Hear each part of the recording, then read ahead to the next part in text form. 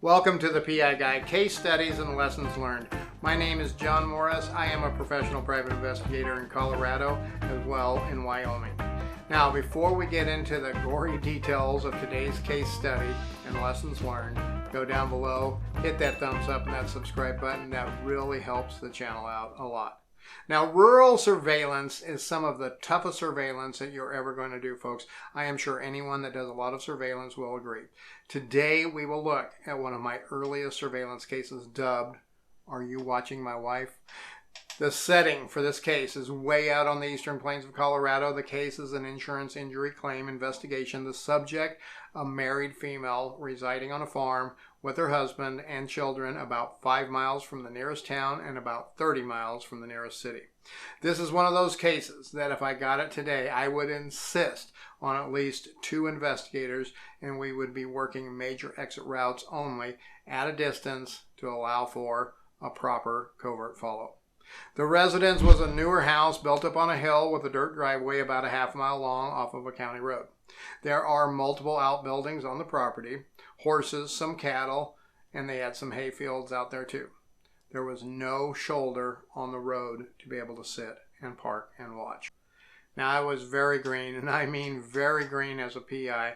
I had only done a couple of cases. This was my second or my third case, I think. When I asked my client what they thought I should do, they said, well, just sit out there on the road and wait for her to leave. So that's what I did. There I sat on the side of the road, no shoulder, waiting for her to leave, camera in hand. Lo and behold, after about an hour, here comes a pickup down the driveway. I pulled out my binoculars and it appeared to be a female subject as the driver and the sole occupant of the vehicle. She drove right past me. I was able to get some video as she drove towards me, and I made a positive ID of her. I flipped a U-turn after she got a little ways away, and I followed her into that small little country town with a population of about 80 people. There's not much in this town. A car repair shop, an old diner, coffee and donut shop, and a small grocery store. She parked across the street from the diner, and I was able to obtain video as she walked across the street, up the stairs, and into the diner. This was good video as she supposedly had a leg injury and wasn't supposed to be able to walk without a crutch or a cane. No crutch, no cane, no displayed injury at all. The money shot was made. Now, after about 30 minutes, she left the diner, walked across the street, went to the grocery store for a few minutes, then left and returned home. I got more video and couldn't have been happier with my success so far. I had 4 days to do on this case. Day 1 was finished up. I never saw her again that day. Day 2 rolls around. I set up the same. No problem, right? It worked before. Let's sit on the side of the county road. No shoulder. Staring up the hill. Watching the subject residence. About the same time as she left on the previous day, she left again. She went to that same small town, went to the diner, went back to her car, and then returned home. Good job. More video, right? Mid-afternoon, I saw some stirring up by the house. It was so far away I couldn't really tell who it was, but someone was walking around the residence. Then suddenly I see the pickup truck that she was driving earlier coming down the drive. This time, though, it stopped at one of the outbuildings along the driveway. I could see that there was a cattle pen there. I could see somebody look like they were maybe feeding the cattle. I couldn't really see a lot, but I did see the glisten of a light right next to somebody standing by the pickup. I grabbed my binoculars. I pulled them up. As I did, I thought I saw a man with what may have been a rifle or a scope pointing in my direction. Then he slowly walked behind the outbuilding. No way, I said to myself. The heat must be getting to me. It was about an hour away from quitting time, so I decided to just play it safe. I went into that small town for that last hour and waited to see if she left.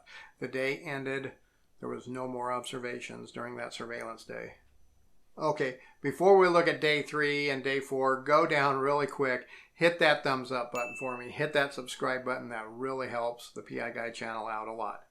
Now, day 3 rolls around. What do? Yep, you got it. I am a pro now. I sit on that county road and I just watch the residents. About the same time my subject had left before, I see the same pickup coming down the driveway. No way, I say to myself, this is too easy. I love my job. As the pickup gets closer and closer, I notice it's a man driving, not my subject. Okay, I say to myself, no worries. He is going to go for the donuts today. He stopped at the outbuilding again, but for just a few minutes, never leaving the pickup this time. Then he starts slowly driving down the driveway. As he gets on the road, he's coming right towards me. As he continues driving about 5 miles per hour, my heart starts racing. Oh my goodness, this guy had a gun pointed at me yesterday. What do? Do I take off? Do I flip a U? Do I get out of Dodge? What do I do?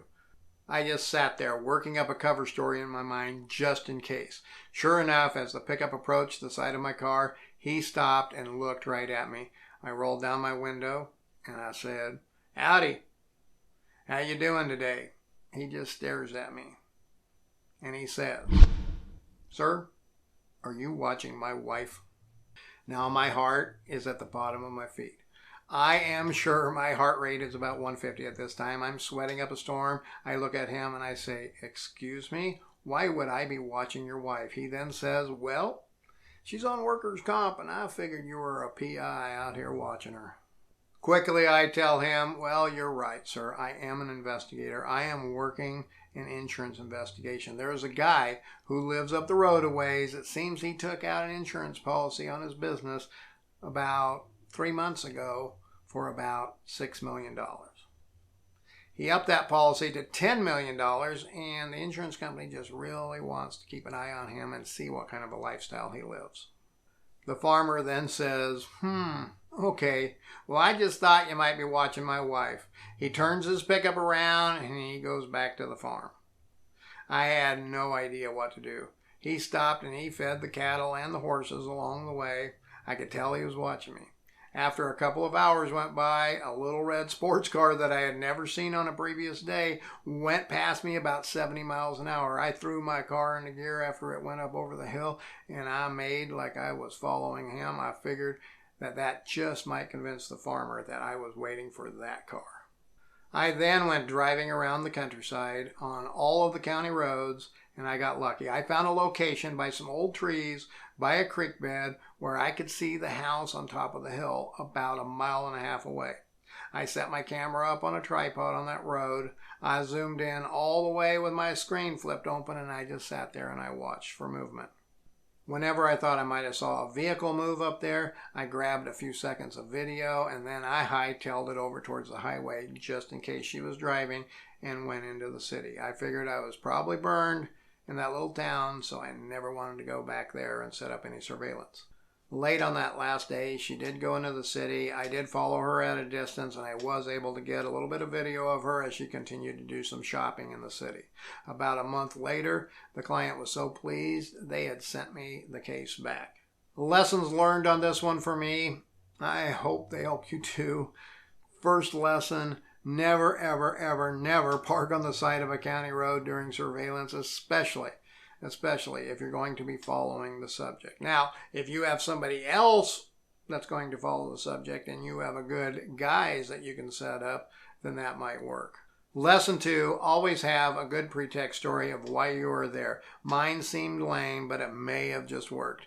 It just was hard for me to come up with one on the fly, so be prepared. Another lesson for these tough situations: always look for a location to watch the residents from a distance. It's always a lot easier to deal with another person that's not your subject or your subject's husband if they come around and asking you what you're doing there. If you can watch at a distance, then you might be able to catch them on a highway or a major road and conduct the follow in a safe and covert manner. Now, I hope that helps, folks. Thanks for watching. Thanks for tuning into the PI Guide, case studies and lessons learned. Go down below, hit that thumbs up, hit that subscribe button, and remember folks, stay safe out there.